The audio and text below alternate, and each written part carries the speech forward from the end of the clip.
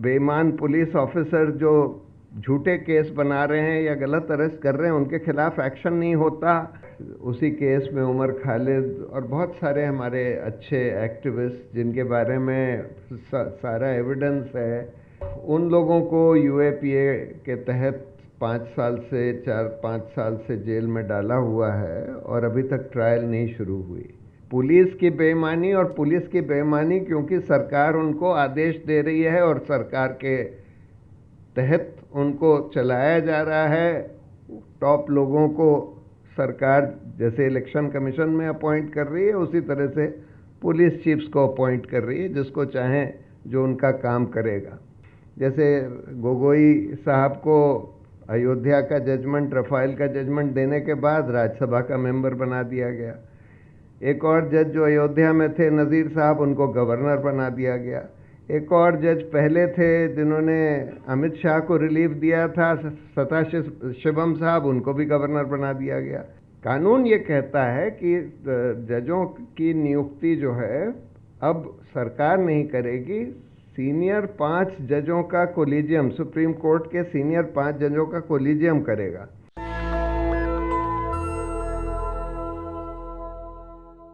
5 साल हो गए अभी तक। जो एक मेन एफआईआर था, जिसको एफआईआर 59 कहते हैं, जो एक 2000 पेज का एफआईआर है या चार्जशीट है, 2000 पेज की चार्जशीट है, उस पर अभी ट्रायल नहीं शुरू हुई। उसी केस में उमर खालिद और बहुत सारे हमारे अच्छे एक्टिविस्ट जिनके बारे में सारा एविडेंस है कि उन्होंने क्या बोला, कब बोला, क्योंकि सब कुछ वीडियो रिकॉर्डेड था। तो उन लोगों को यूएपीए के तहत 4-5 साल से जेल में डाला हुआ है और अभी तक ट्रायल नहीं शुरू हुई।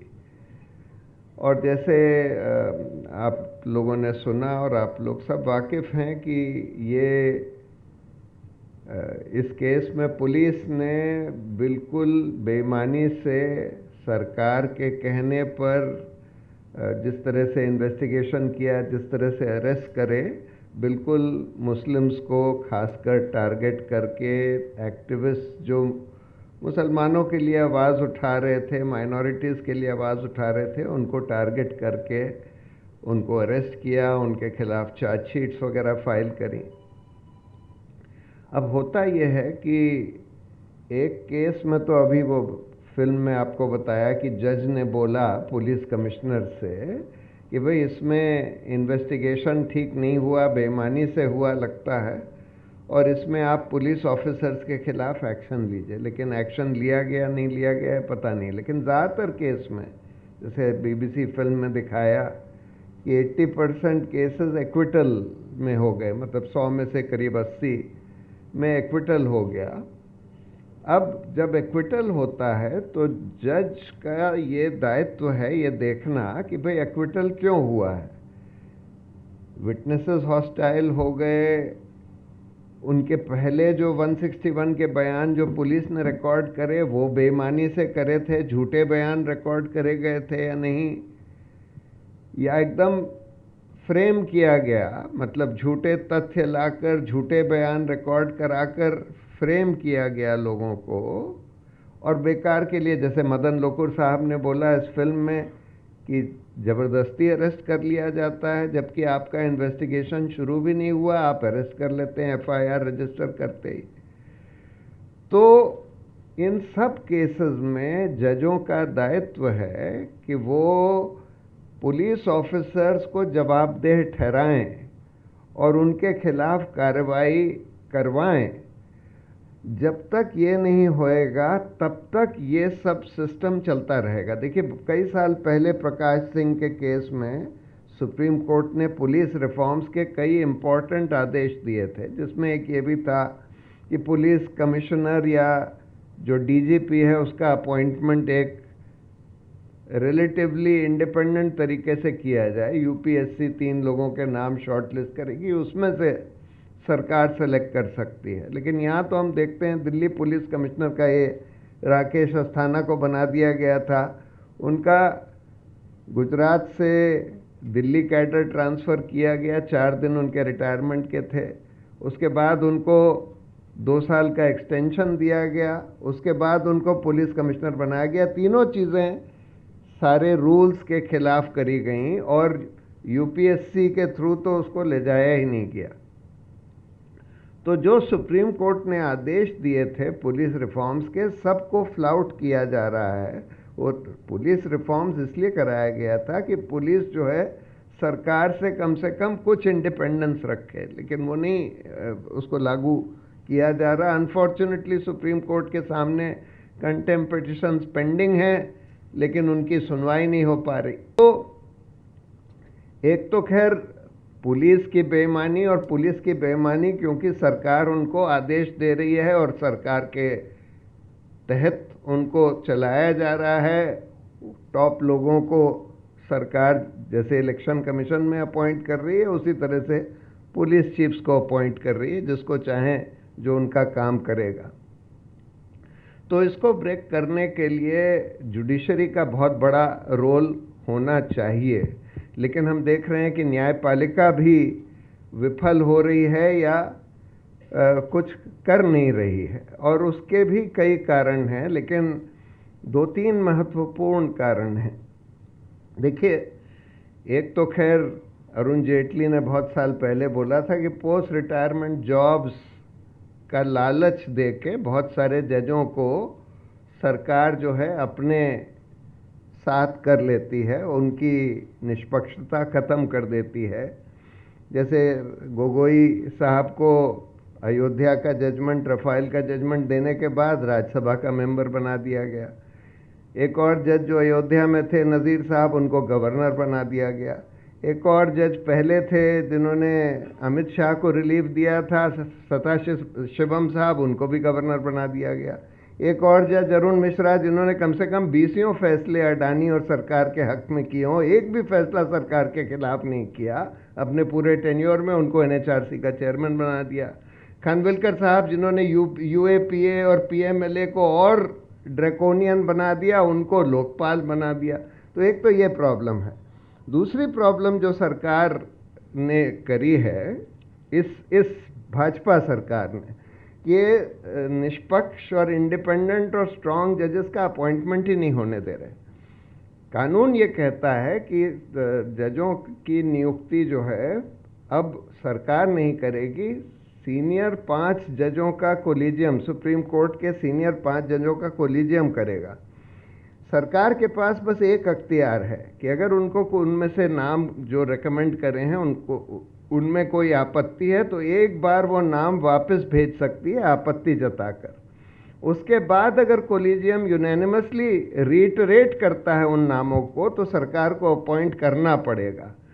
हम ये देख रहे हैं कि बहुत सारे ऐसे केसेस हैं कि कोलिजियम कुछ जजों को रेकमेंड करता है, सरकार उस पर बैठी रहती है, ना नोटिफिकेशन इशू करती है, ना ही वापस भेजती है आपत्ति के साथ, सालों साल बैठी रहती है। कभी कभी जब चीफ जस्टिस फॉलो अप करता है कि भाई आप ये बता क्यों नहीं रहे, इस पर नोटिफिकेशन क्यों नहीं इशू कर रहे, या आपत्ति जताइए या नोटिफिकेशन इशू करिए, तब सरकार कई बार आपत्ति जताकर वापस भेजती है। उसके बाद कई बार दर्जनों ऐसे केस हैं हमारे सामने जिसमें कोलिजियम ने यूनैनिमसली रीटरेट भी कर दिया कि भाई नहीं, हम ये चाहते हैं कि इन्हीं की नियुक्ति हो, इसी जज की नियुक्ति हो, लेकिन उसके बाद भी नोटिफिकेशन नहीं इशू होता, सालों साल तक नहीं इशू होता। ऐसे केस में सुप्रीम कोर्ट को ही कंटेम्प्ट एक्शन लेना चाहिए लॉ मिनिस्टर के खिलाफ, या जो भी law secretary, law minister, prime minister जो भी नोटिफिकेशन नहीं इशू कर रहा उसके खिलाफ कंटेम्प्ट एक्शन लेना चाहिए। लेकिन इनमें इतनी हिम्मत नहीं अभी तक जुटा पाए हैं सुप्रीम कोर्ट वाले कि कोई कंटेम्प्ट एक्शन लें। तो इसके वजह से सरकार को खुली छूट मिली हुई है कि जो भी उनको लगता है कि भाई ये जज इंडिपेंडेंट होगा या हमारे साथ नहीं खड़ा रहेगा सरकार के साथ, उसका वो नोटिफिकेशन ही नहीं करते, उसको अपॉइंट ही नहीं होने देते। लेकिन तीसरा जो सबसे खतरनाक तरीका सरकार ने अख्तियार किया है वो ये है कि हर जज के ऊपर एक डोजियर बनाया जाता है। सारी एजेंसीज को कह दिया गया है, IB, CBI, ED, income tax, सबको कह दिया गया है कि भाई सारे जजों के ऊपर डोजियर बनाओ, और पुलिस सबको।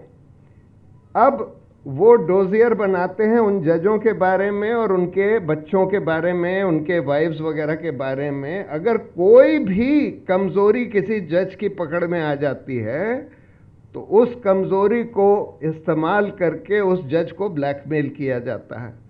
और अगर वो जज चीफ जस्टिस हो और उसको आपने सक्सेसफुली ब्लैकमेल कर लिया तो फिर आधी जुडिशरी आपके हाथ में आ गई, क्योंकि चीफ जस्टिस जो है सिर्फ एक जज ही नहीं है, बल्कि वो ये तय करता है कि कौन सा केस कौन सी बेंच सुनेगी। अभी आपने सुना ये चंद्रचूड़ साहब ने इंटरव्यू में बोला कि भाई अब ये उमर खालिद, बीबीसी के इंटरव्यू में, उमर खालिद का केस हम क्या करें, वो तो उन लोगों ने ही विड्रॉ कर लिया। अरे भाई आपने चीफ जस्टिस का पद का दुरुपयोग करके वो केस जो बेला त्रिवेदी के सामने नहीं जाना चाहिए था, मोदी की लॉ सेक्रेटरी जो रह चुकी हैं, जो जज सुप्रीम कोर्ट में हैं, उनके कोर्ट में भेज दिया। आपको अच्छी तरह से पता था कि भाई ये जो जज है बेला त्रिवेदी, इसने कभी किसी केस में, एक केस में भी कोई रिलीफ सरकार के खिलाफ नहीं दिया है, लेकिन फिर भी उनके पास नहीं जाना चाहिए था, आपने भेज दिया। तो अगर चीफ जस्टिस किसी भी तरह से सरकार के हाथ में आ जाए तब फिर समझ लीजिए कि आधी जुडिशरी सरकार के हाथ में आ चुकी है। ये बहुत बड़ी प्रॉब्लम हो गई है और इसको डील करने के लिए लोगों को अपनी आवाज़ उठानी होगी, जनता को आवाज़ उठानी होगी। मैं तो हर बार ये कहता हूँ कि जब जुडिशरी की तरफ से, और मैं कोशिश भी करता हूँ यही बात करने की, कुछ गलत काम हो तो उसका बहुत जम के क्रिटिसिज्म होना चाहिए। जब कोई वो अच्छा काम करें तो उनकी सराहना होनी चाहिए। तब जाकर हम देखते हैं कि कई बार जुडिशरी जो है ठीक काम करने लगती है। लेकिन ये हम लोगों का काम है कि भाई हम बिल्कुल अपनी पैनी नज़र जुडिशरी के ऊपर रखें और जहाँ जहाँ हम देखें कि वो कुछ अच्छा काम कर रहे हैं हम उसकी सराहना करें, जहाँ देखें कुछ गलत काम हो रहा है तो हम उसकी कड़ी आलोचना करें। ये बहुत ज़रूरी है।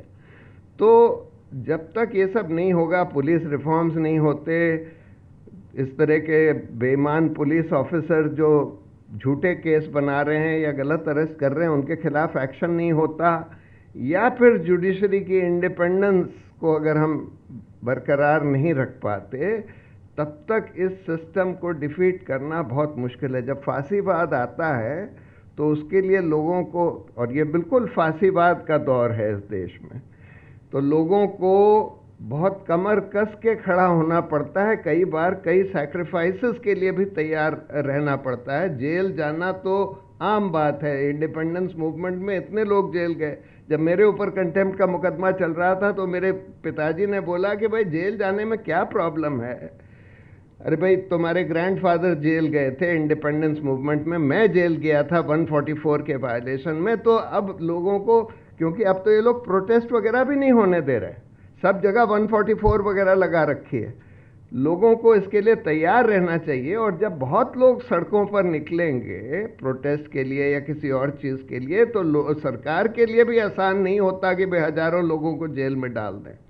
तो इसलिए लोगों को कमर कस के जेल के लिए तैयारी करके और तब आगे निकलना होगा।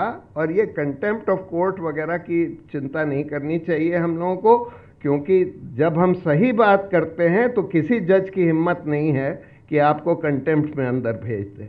पर ये सोच के और सही बात कहनी चाहिए। जब क्रिटिसिज्म करना चाहिए तो सही इशू पर क्रिटिसिज्म करना चाहिए। Thank you very much. शुक्रिया। नेशनल दस्तक की आपसे गुजारिश है कि अगर इसको बचाना चाहते हैं तो नेशनल दस्तक को सब्सक्राइब करने के लिए रेड कलर के सब्सक्राइब बटन को दबाएं, फिर बेल आइकन की घंटी दबाएं। नेशनल दस्तक को बचाने के लिए बहुत जरूरी है कि हर खबर को शेयर करें, लाइक करें, कमेंट जरूर करें।